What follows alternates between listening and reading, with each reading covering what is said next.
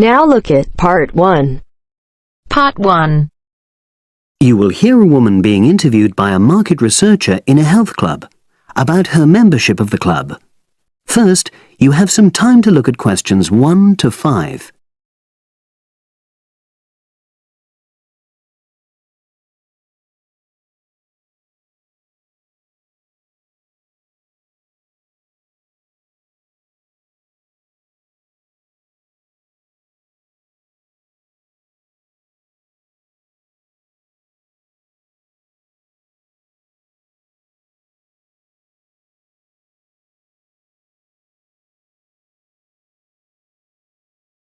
Now we shall begin. You should answer the questions as you listen, because you will not hear the recording a second time. Listen carefully and answer questions 1 to 5. Oh, excuse me. I wonder if you'd have the time to take part in some market research.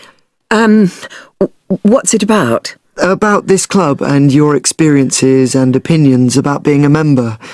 It'll take less than 5 minutes. Oh, OK then, as long as it's quick. Can I start by taking your name? It's Selina Thompson. Is that Thompson? Yes. Okay, great. Thanks. And what do you do for a living? Well, I'm an accountant, but I'm between jobs at the moment. I understand, but that's the job I'll put down on the form. And would you mind my asking which age group you fall into? Below 30, 31 to 50, and above? Over 50, I think we can safely say. Great, thanks. And which type of membership do you have? Sorry, I'm not sure what you mean. Do you mean how long? No, is it a single-person membership? Oh, right, no, it's a family membership. Thanks. And how long have you been a member? Ooh, let me see. I was certainly here 5 years ago, and it was probably 2 to 3 years more than that. Shall I put down 8? Oh, I remember now. It's 9, definitely. Sorry. No problem. I've got that. And the last question in this first part is, what brought you to the club? Sorry? How did you find out about the club? Did you see any ads? Well, I did actually, but I have to say I wasn't really attracted to the club because of that. It was through word of mouth. So you were recommended by a friend? Actually, my doctor. I'd been suffering from high blood pressure, and he said the club was very supportive of people with that condition, so I signed up. Great, thanks. Before you hear the rest of the conversation, you have some time to look at questions 6 to 10.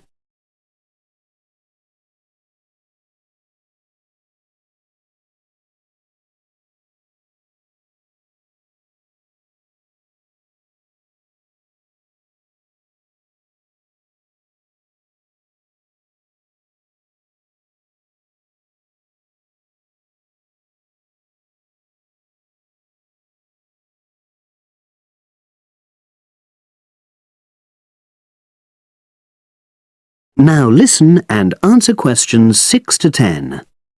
Now, for the second part of the form, I want to ask a bit more about your experience of the club. Sure. How often would you say you use the club? It varies enormously, depending on how busy I am. Of course. But on average, per month? I'd say it averages out at twice a week. OK, so 8 on average. Yeah, and 4 of those are aqua aerobics classes. That leads me to the next question. Would you say the swimming pool is the facility you make most use of? Fair to say that, yep. Right, thanks. And are there any facilities you don't use? One area I realise I've never used is the tennis courts. And there's one simple reason for that. You don't play tennis? Actually, I'm not bad at it. Oh. It's that I'm not happy having to pay extra for that privilege. Oh, right. I've made a note of that. Thanks. Now, in the last section, are there any suggestions or recommendations you have for improvements to the club? Only about health and fitness? Anything at all? Well, I'd like to see more social events. Oh. It isn't just a question of getting together for games or classes, but other things, you know. Yes, sure. And another thing that I was thinking, when I had my yoga class in the gym last night, we were all sweltering in the heat, was that I think they should put in, or, you know... air conditioning. That's exactly what I mean. The rooms are really light and well designed, but they do need proper installations. Sure. Well, I've made a note of that. Good. So, is there anything else you'd like to suggest? About quality of service, for example? Oh, everyone's very nice here. They couldn't be more friendly and helpful. Oh, but I tell you what, it's a shame the restaurant isn't open in the evening on Saturday. And Sunday as well, for that matter. Oh. So, the club should... open it later on those days. OK. Well, thank you very much. That's all the questions I have. That is the end of part 1. You now have half a minute to check your answers.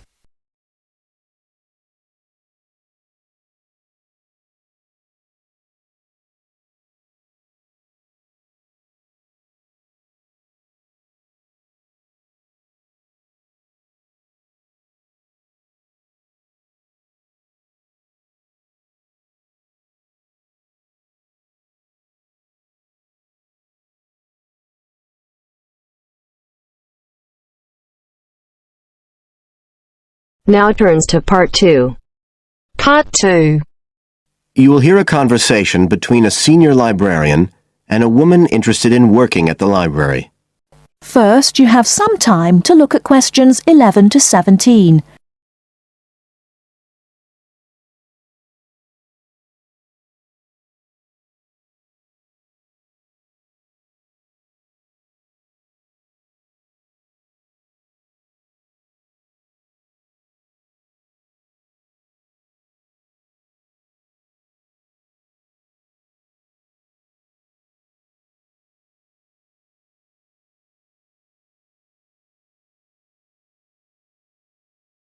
Now, listen carefully and answer questions 11 to 17.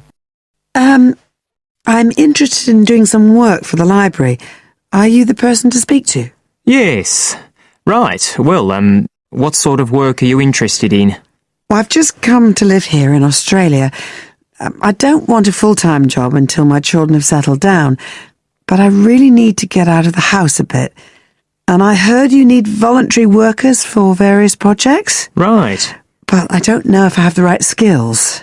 Well, we do provide training. Oh! We always include an orientation to the library, together with emergency procedures. That's fire regulations, emergency exits, first aid so you can cope with accidents or sudden illness. Things like that which are necessary for anyone who's working with the public. Then we give specialist training for particular projects, like using our database system. I do have quite good computer skills, in fact. Oh, great. Is there any sort of dress requirement? Well, all staff have to wear a name badge, so they can be identified if they go outside the staff-only areas. But apart from that, there aren't many regulations. We ask you to sign in and sign out for insurance purposes, but that's all. How about transport? Do you live locally? Well, not too far away. I'm at Porpoise Beach. My husband needs a car during the day, but it's only about 20 minutes on the bus. In fact, we can reimburse part of your travel expenses in that case. Oh! Would that be the same if I came by car? No, because parking is such a problem here. One thing we are looking for, though, is someone who can drive a minibus. No problem. So, do the projects involve going outside the library? Some, yes, but not all. We've just finished one which involved working with photographs taken of the area 50 or 100 years ago. It basically involved what we call encapsulation. Putting them in some sort of covers to keep them safe? Exactly. It's time-consuming work, and we were very grateful to have help with it. Then, sometime next year, we're hoping to begin working on an initiative involving the sorting and labelling of objects relating to local history. We'll be needing help with the cataloguing. Oh, I'd definitely be interested. How about at present? Well, we have a small team who work to support those who are unable to read. Working with the blind? Yes, or other groups who have reading difficulties. We provide volunteers with equipment so that they can take books home with them and read them aloud onto CDs. We're gradually building up a collection that can be lent to those who need them. I can see it would be useful, but I'd really like to do some sort of work where I can get the chance to meet people. How about reading stories to children? That's done by our regular staff. But we do have another project. It's a very long-established scheme which involves helping those who are unable to have direct access to the library. Oh, I noticed someone with a trolley of books when I was at the hospital last week. That sort of thing. That would have been one of ours, yes. It's one of our most popular services. Lots of people who wouldn't dream of going to the library normally when they're at home borrow a book when the trolley comes round the ward. I can imagine. Yes, I'd definitely be interested in that. Right, so how do I enrol? Well, we do ask all volunteers to commit themselves to a regular period each week. I could probably do 5 or 6 hours. Oh, be careful not to take on too much. But we do need someone for a couple of afternoons from 2 to 4, so 4 hours altogether. That sounds fine. Before you hear the rest of the talk, you have some time to look at questions 18 to 20.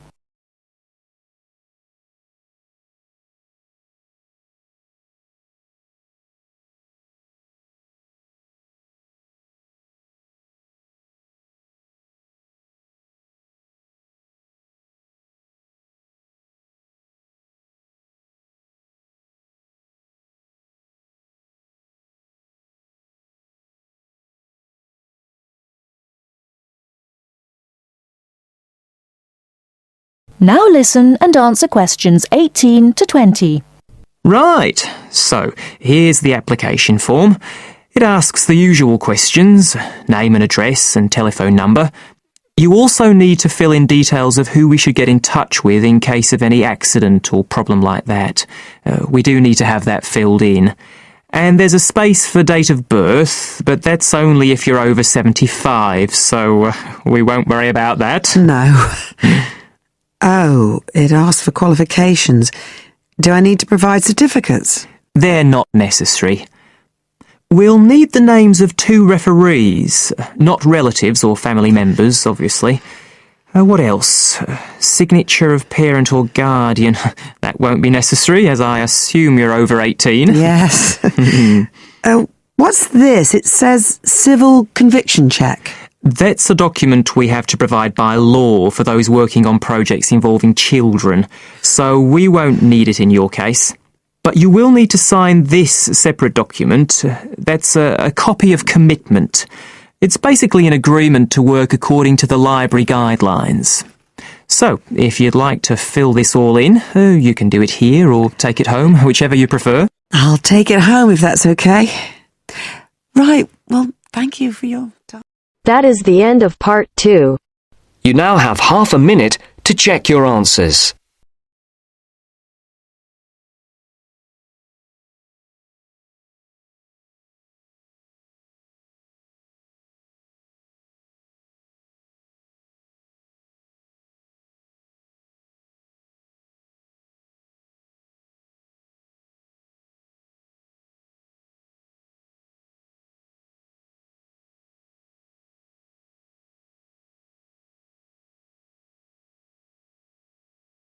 Now turns to part 3. Part 3. You will hear 2 engineering students, a woman in her 6th year called Linda and a man in his 5th year called Matthew, discussing the benefits of student work placements. Before you listen, you have some time to look at questions 21 to 26.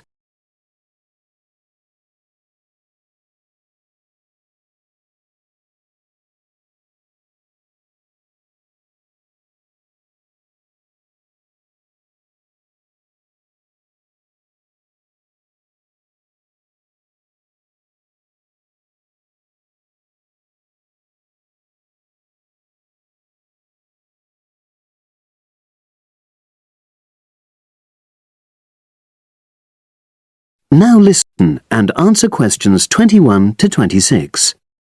Hi, Linda. Can you spare a few minutes? Hello, Matthew. No problem. I just wanted to talk to you about temporary work placements. I've never really thought there was a good reason for doing one. I've got some savings, so I don't really need the money at the moment. But I've had an email from the university about a vacancy that looks quite interesting. You did a placement last year, didn't you? I did, yes. In my case, I wanted to find out if I was making the right career choice before I began applying for permanent jobs. I thought I wanted to work in car manufacturing, but I wasn't sure, so I applied to Toyota. What was the application process like? Lengthy. There were a lot of different parts to it. The dullest one was a psychometric test. You know, when you have to answer loads of questions about yourself. And you're trying to guess what's the best thing to say. Yes. Then there was an activity that we did in groups, which I found really fascinating. Engineers are renowned for being a bit unsociable, but I thought we made a great team. And we had an individual task too. We had to sort through various business documents and prioritize them. It was just like what you have to do as a student, really, just with different content. What exactly were you doing on the placement? I was helping to design some diagnostic software to identify any waste in the car assembly process. Do you mean waste of materials? No, time. Anything that can speed the process up helps to cut costs. How did the work placement compare to being a student? Was it hard work? Yes, it was.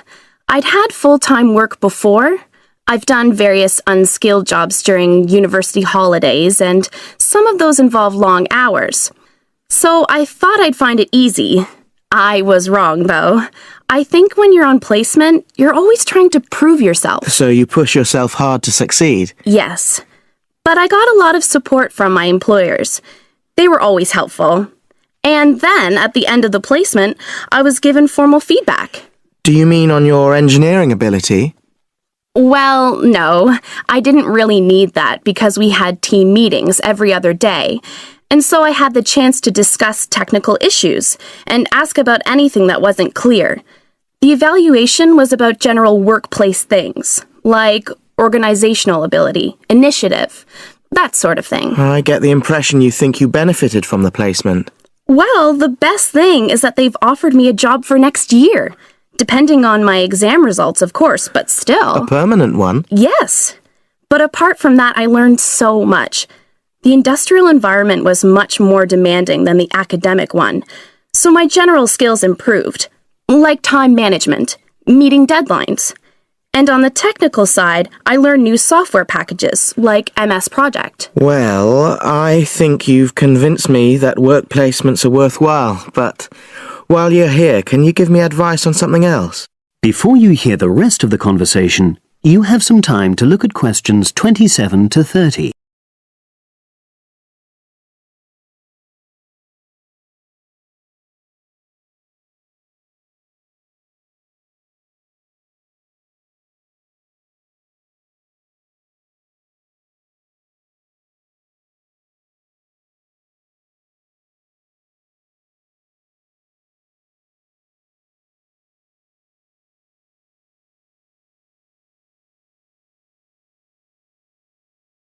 Now listen and answer questions 27 to 30.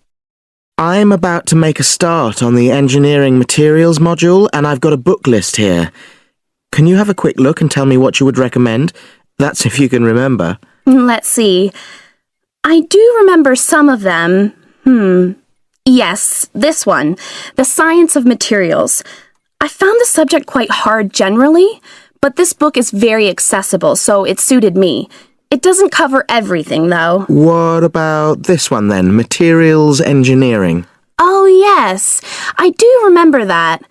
But it's a bit out of date now, isn't it? Unless it's a new edition. I don't think so. But what I liked about it were the pictures. They really helped to understand the descriptions.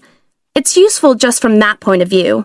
Let's see, what else? Oh, yes, that one there, Engineering Basics. I think out of all these, that's got the widest coverage. But I've looked at the contents page and it hardly mentions nanotechnology. Yes, you're right. The evolution of materials does, though. It's a recent publication, so it covers all the latest developments. It's a bit thin on the 1960s, though, and that decade was quite important. Well, it sounds as if they all complement each other in some ways. I don't suppose you can lend me... That is the end of part 3. You now have half a minute to check your answers.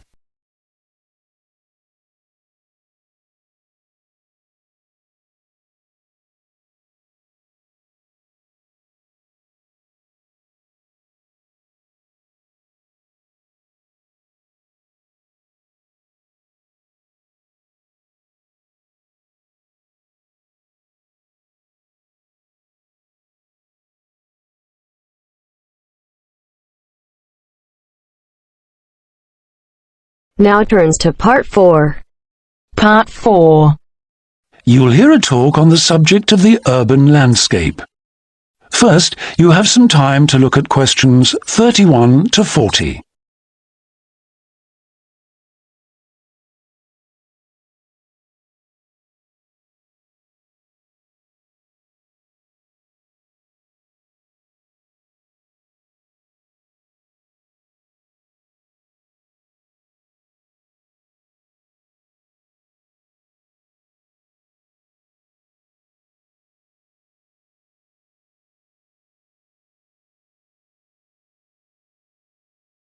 Now listen carefully and answer questions 31 to 40. Good day, ladies and gentlemen. I have been asked today to talk to you about the urban landscape. There are two major areas that I will focus on in my talk: how vegetation can have a significant effect on urban climate, and how we can better plan our cities using trees to provide a more comfortable environment for us to live in. Trees can have a significant impact on our cities. They can make a city as a whole a bit less windy, or a bit more windy if that's what you want. They can make it a bit cooler if it's a hot summer day in an Australian city, or they can make it a bit more humid if it's a dry inland city. On the local scale, that is in particular areas within the city, trees can make the local area more shady, cooler, more humid and much less windy.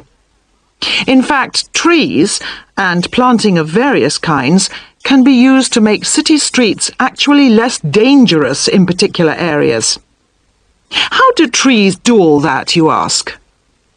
Well, the main difference between a tree and a building is a tree has got an internal mechanism to keep the temperature regulated.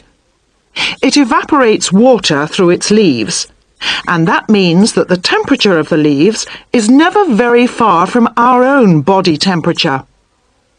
The temperature of a building surface on a hot sunny day can easily be 20 degrees more than our temperature. Trees, on the other hand, remain cooler than buildings because they sweat. This means that they can humidify the air and cool it, a property which can be exploited to improve the local climate. Trees can also help break the force of winds. The reason that high buildings make it windier at ground level is that as the wind goes higher and higher, it goes faster and faster. When the wind hits the building, it has to go somewhere.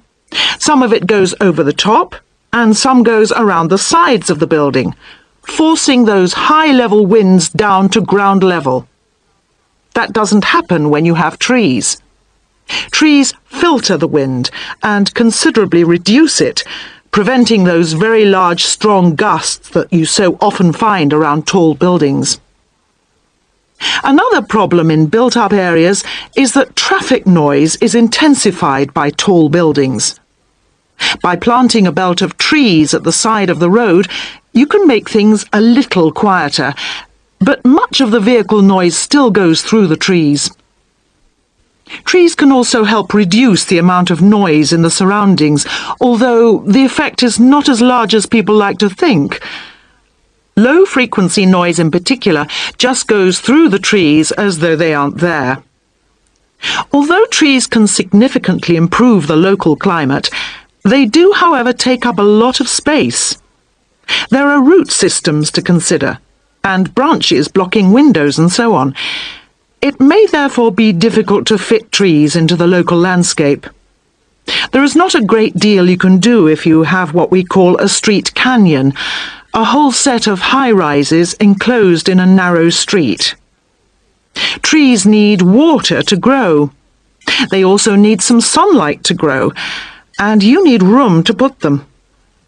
If you have the chance of knocking buildings down and replacing them, then suddenly you can start looking at different ways to design the streets and to introduce... That is the end of part 4. You now have half a minute to check your answers.